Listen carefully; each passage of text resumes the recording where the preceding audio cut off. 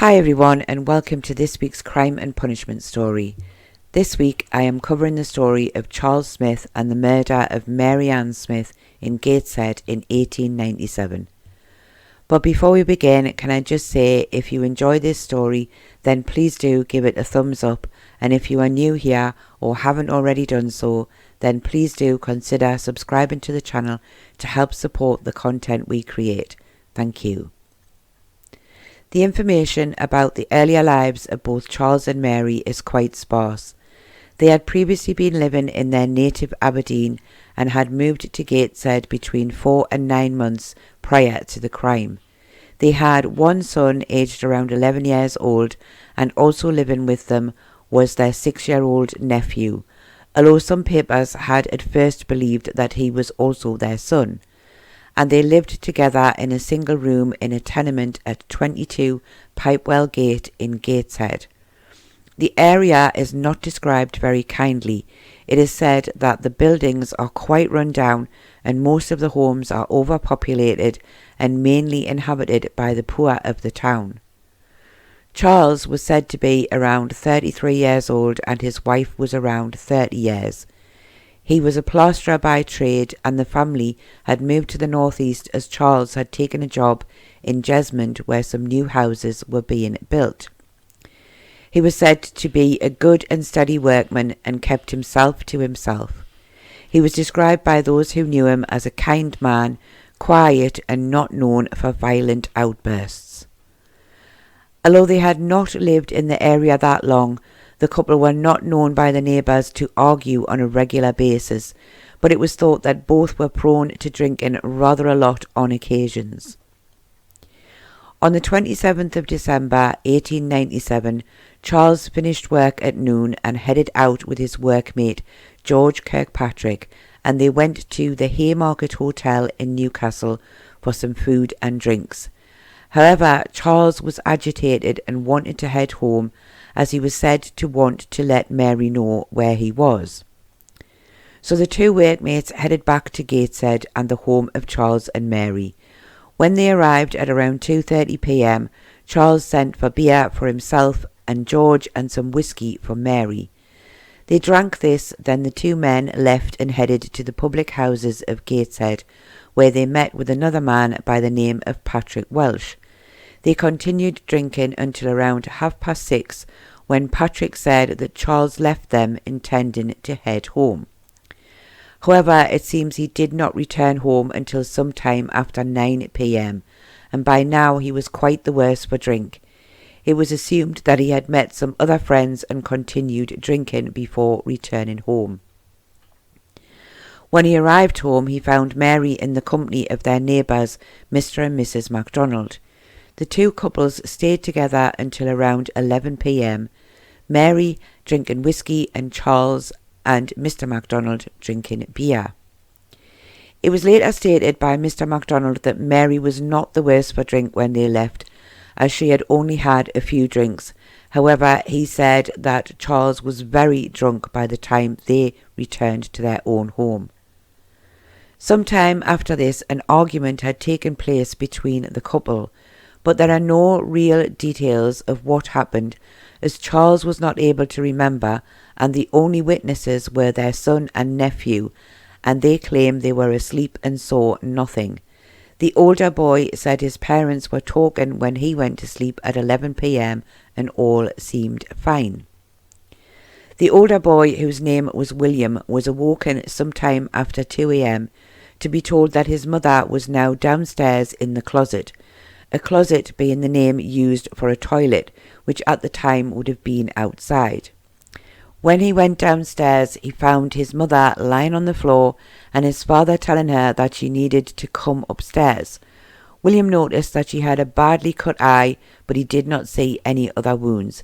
He helped his father carry his mother back to their room, where Charles placed Mary on the bed and washed her face and the top half of her body.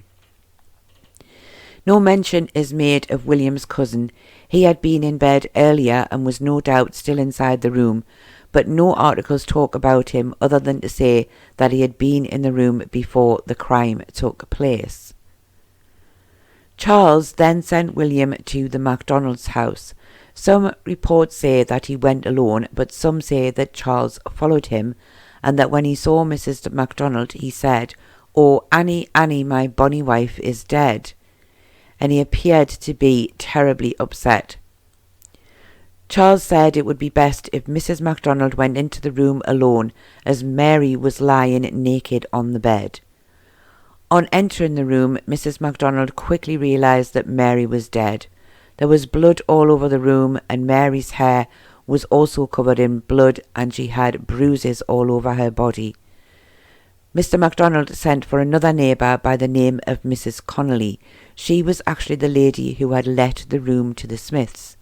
He himself went to fetch the police and the doctor. Mrs. Connolly had asked Charles if he had done this to Mary, and he said he had not, followed by repeating to her, "I am not guilty." P.C. Rudd was on duty at Gateshead Police Station when he was told about the murder, and he quickly headed to the home of Charles Smith. There he found Mary lying on the bed, surrounded by several of the neighbours. It was clear to him that Mary was dead. On examining Charles, he found his clothes to be very badly blood-stained, blood that he felt could not have come from touching or moving the body. He immediately suspected Charles, and he arrested him for the murder of his wife. Charles said, "I never did anything to her," and he was then taken to Gateshead Police Station. Dr. K of Gateshead arrived a short time after P.C. Rudd, and he examined Mary. She was still warm, but there was nothing that could be done for her. She was very clearly dead. She had very large wounds to the top of her head, as well as a badly cut and swollen eye. In the room, a broken broom handle was found, along with a large piece of wood. Both were covered with blood and hair that appeared to have come from the victim. Sadly, after the arrest of Charles and the death of Mary, the two boys were taken to the workhouse.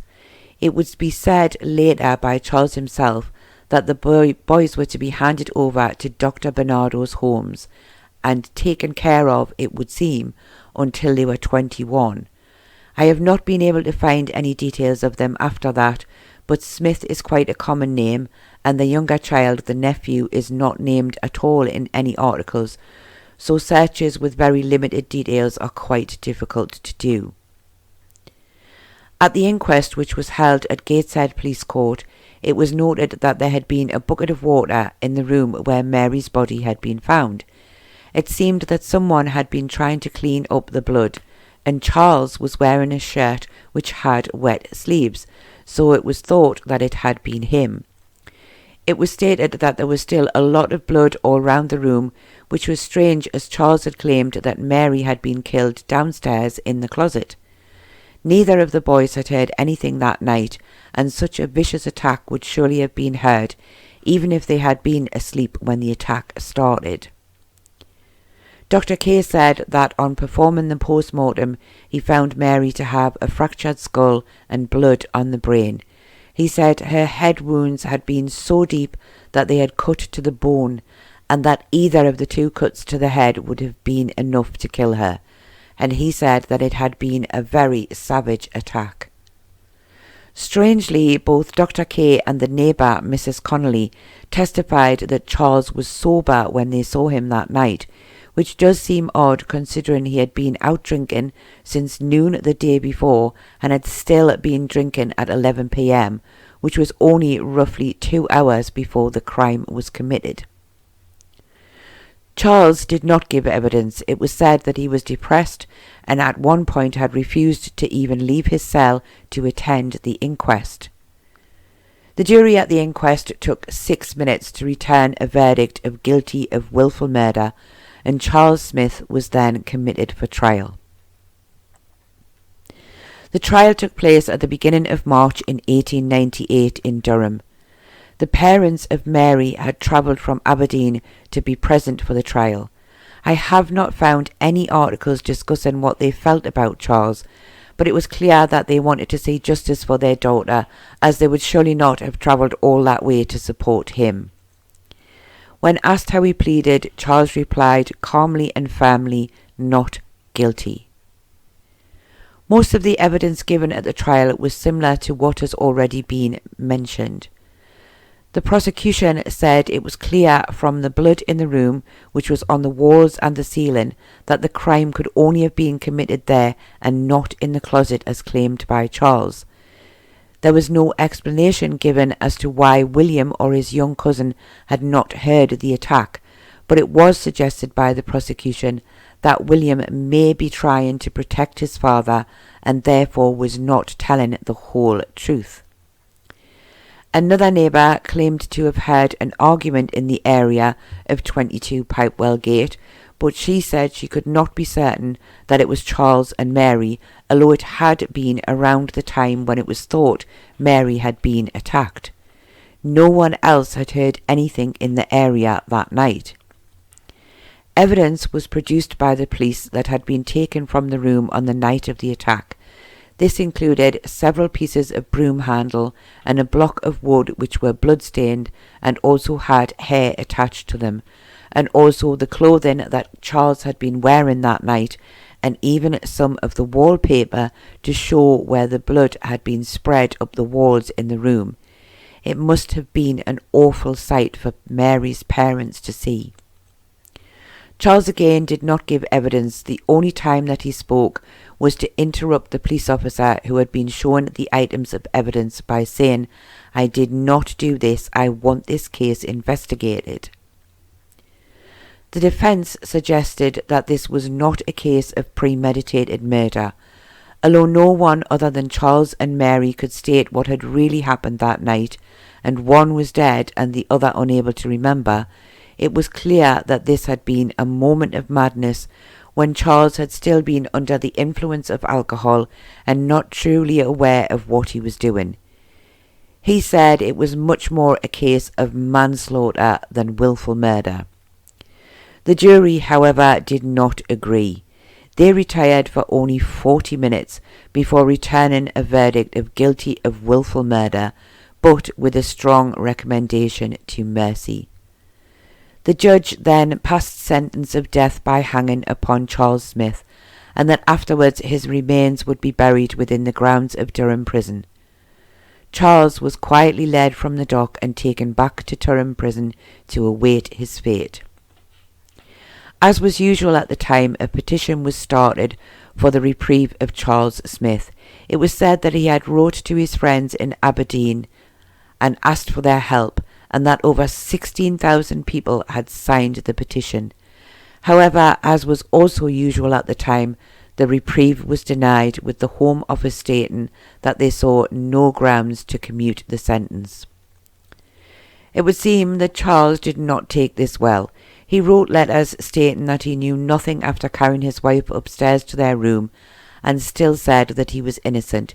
He also wrote of how his wife was not a nice person, often drunk and making him no tea when he came home from work. He said she was worse living here than she had been when they lived in Aberdeen, and that he could not have expected anything less to happen to her after the way she had been behaving. The execution date was set for March the 22nd, 1898, and Charles was visited in prison the night before by his son. It was said to be a very sad visit indeed. His son was clearly very upset to leave his father. It was said that Charles slept well the night before the execution, with some reports saying he had had his best night's sleep since arriving at the prison several months earlier. He was awakened at 6 a.m. and he washed and then dressed in his own clothes. He was attended by the prison chaplain. The chaplain then told Charles that his son and nephew had been accepted by Bernardo's and would be well looked after, and Charles said he would now die happy knowing they would both be taken care of. A few minutes before 8 a.m. Charles was pinioned, which means his arms would be tied at the wrists, and he was then led towards the gallows. It was said that he walked firmly without any sign of fear, and some even said courageously. On reaching the gallows, he walked quickly onto the drop. The rope was adjusted and the white hood placed over his head. The signal was given and the bolt was removed, and Charles fell. It was said his death took less than 30 seconds. The black flag was then raised to allow the crowds outside the prison to know that the execution had taken place as required by law. The crowds outside on this occasion had not been large, with suggestions that there had been less than 200 people waiting to see the black flag flown above the prison walls. The chaplain later stated that Charles had confessed to his crime, saying that he had said he was sorry he had done it. The executioner was James Billington with the assistance of his son. It does not state which son, but all three, William, Thomas and John, were executioners like their father. James was said to be a very serious man who went about his work with great speed, and he had been working as an executioner since 1884. It was said that he took less than 2 minutes from pinioning Charles to the drop of the rope at the expert hands of Billington and Son. After the usual time of 1 hour, the body of Charles Smith was removed and placed into a plain wooden coffin. He was then buried in the exercise yard within the walls of Durham Prison. As was now the case since a recent change in the law, the burial was performed in line with the Church of England burial service. Previously, those hanged had been denied a Christian burial. The ground would be carefully rolled, and within days there would be little or no sign that a burial had ever taken place. I have to admit that it took me a while to work out why Mary Ann had been downstairs after the attack had taken place, but I assumed that this was because there was a tap in the closet and Charles seemed to want to wash her, so he had maybe taken her down there after he had beaten her for that reason. At this point she had still been alive, but within a few moments she had died, and this resulted in him needing his son to help carry her body back to their room. I cannot think of any other reason why she would have been downstairs, as I think it is quite clear that the murder did take place in the room where they lived. But what do you think? Can you think of any other reason why the couple would have been downstairs? Let me know your thoughts in the comments. I hope you have enjoyed this sad and tragic story. Another case where it seems that alcohol played a big part in the original argument that led to Mary Ann losing her life at the hands of her husband and her son being left without a mother or father. Charles, of course, had paid his own high price for the murder of his wife. Thank you all very much for watching, and I hope to see you all again very soon.